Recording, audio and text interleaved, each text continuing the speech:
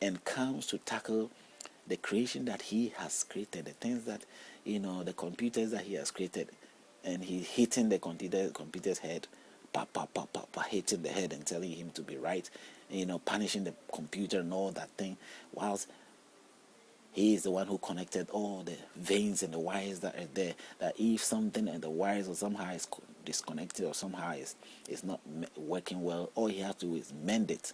Mend the places that the problem is that is causing the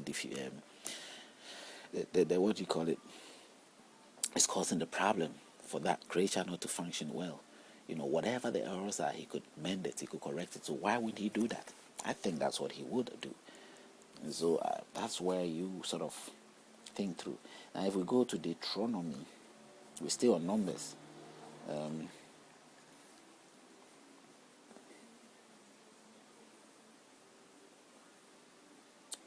We're still on Deuteronomy. Another destroy, or 7:5 tells you to destroy their altars, just as he did the other. And then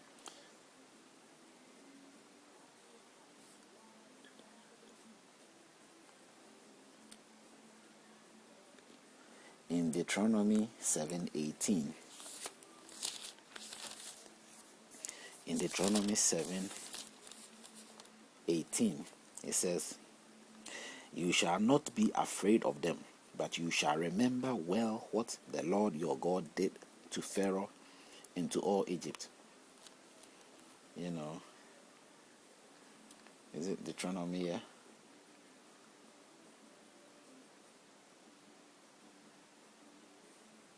Deuteronomy 7:16. Sorry. It says, "Also you shall destroy all the peoples whom the Lord your God delivers over to you. Your eyes shall have no pity on them, nor shall you serve their gods, for that will be a snare to you. If you should say in your heart, these nations are greater than I, how can I disposes them? How can I disposes what? How can I disposes them?" If you read Deuteronomy 7:16, this is what God is telling you. This is not me.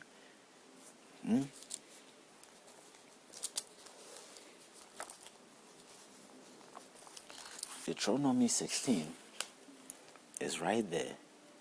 This is not me, as you see. Deuteronomy 7:16 is right there for you to sort of figure out what the words are saying. This is 7 is right there. 7 is right there, circled. That's 7 circled right there. And it's Deuteronomy 7:16. "Also you shall destroy all the peoples, not leaving one, which the Lord your God delivers over to you." The one God gives to you, destroy them. No mercy. It's not just no mercy. Even use the word pity. Don't pity them.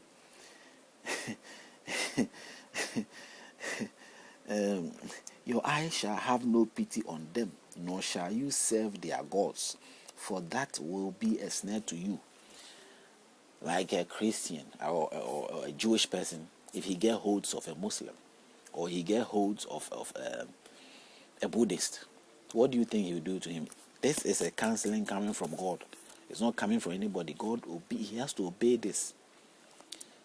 Obviously, everybody is in a state of high counseling, which they have to fight each other and defend their cause. And this is what is happening here. They are told not to have pity on the enemy. The Jewish worship and all things around him worship something else, and they are not worshiping Jehovah because they don't worship the way the Jewish people are worshiping. As long as you are not doing that, whatever you worship, whether it is Jehovah himself, or it is a carved image, or it is Allah, or whatever it is, as long as it's different from this, the counseling here gave the right for the Jewish people, the Israelis, to kill not to have mercy on anyone. And as it says here, your eyes shall have no pity on them. Deuteronomy 7, chapter 7, verse 16. You check it yourself. Compared to just as the Quran also give advices. So if the Quran or people of Islamic people are killing people today or and they are thinking that, they've been ordered by, this is what is happening here. Christians also have been given orders once, or let's say they have advices or counseling of this nature in the Bible that they are supposed to follow through.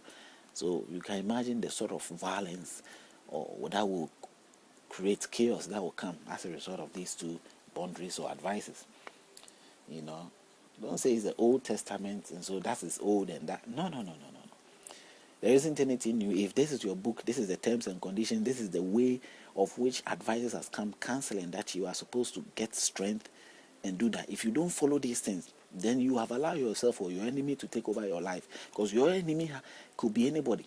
And as I pointed out, if Muslim is in this, but then somehow they are also enemy, and they have been cancelled to pursue you. They are not supposed to stay and wait to defend themselves. They are supposed to pursue you. And it's not about Allah. Somehow they are also been told that the enemy will be brought to them and strike them. And even if not all of them are there, they should pursue wherever they are corner and trap and use every war means. The war means also means that you can smile and deceive your enemy. You can use women to deceive your enemy. And Jewish to do that sometimes. They were using a human to deceive their enemies or trap them in certain ways. Even you can pretend or lie. Anything that you have to do, because according to the Quran, even if you lie, blindly without, as long as it's a means of achieving the aim that you are supposed to, Allah will forgive you. It's a holy war engagement. So if they have that advice and you have this advice too, and you can imagine, is there peaceful? Is anything peaceful here? Nothing peaceful. Is it coming from one God? You think about it, And so this statement here is another strong point which you can look at. Now, if you go to 7:22, you will be unable to destroy them at. Not as. Let me see. Now, from 7:24. 7:24 says that, and he will deliver their kings into your hand, and you will destroy their name from under heaven. No one shall be able to stand against you until you have destroyed them. But if you don't destroy them, you have mercy on them, then people will stand you. Their kings, God is going to give the kings to them. Say, kill them, like killing cows or killing goats.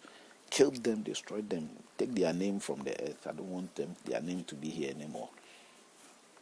Whatever they did, they deserve that killing. You can imagine. These things are serious phrases and statements that we are acclaiming, or we are sort of giving to God and say, God is the one who says so.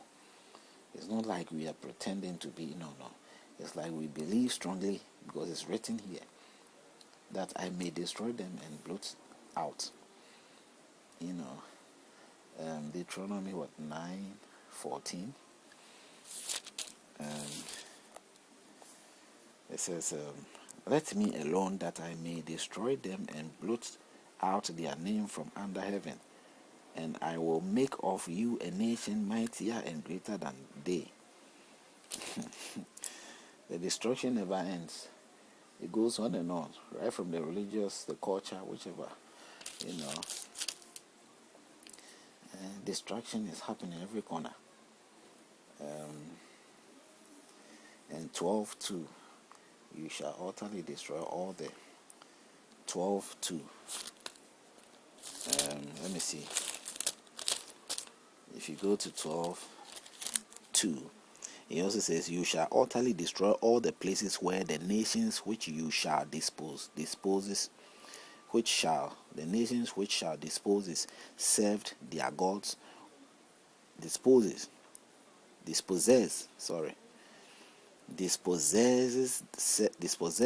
served their gods on the high mountains and on the hills and under every green tree. You can imagine this, serving